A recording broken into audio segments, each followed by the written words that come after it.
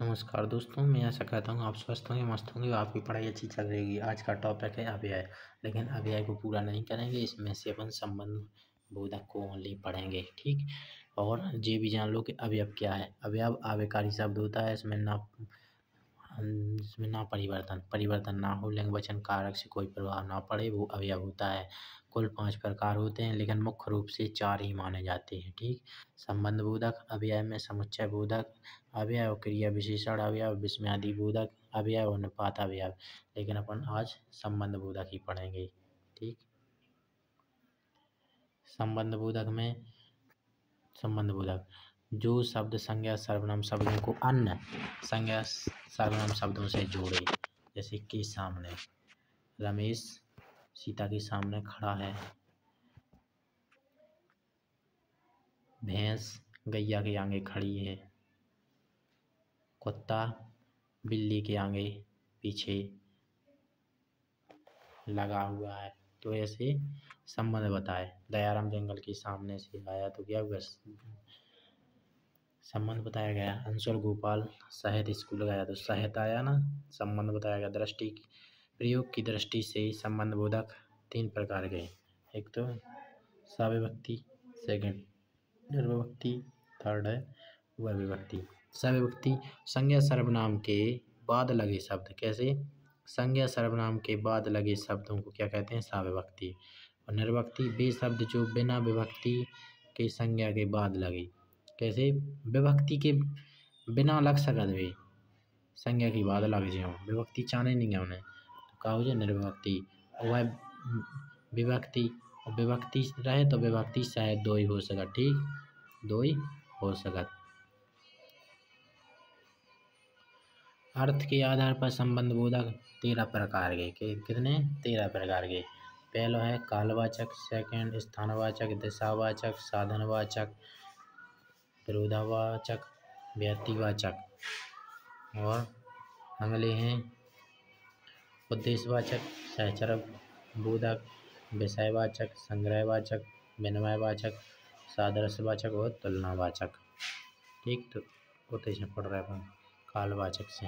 कालवाचक में टाइम दिया गया हो, टाइम हो। जैसे रमेश मुझसे आगे आया है, आया ना, तो कालवाचक। स्थानवाचक मेरे ऊपर से बिल्ली निकल गई, तो क्या होगा? ऊपर स्थान होगा तभी तो निकली बा, कि सर पे चढ़ के निकल गई, ऐसे नहीं। स्थान हुई कछु न कछु तब निकली बा ऊपर। स्थान उसका घर मेरे घर से 3 मंजिला नीचा है, तो स्थानवाचक, ठीक।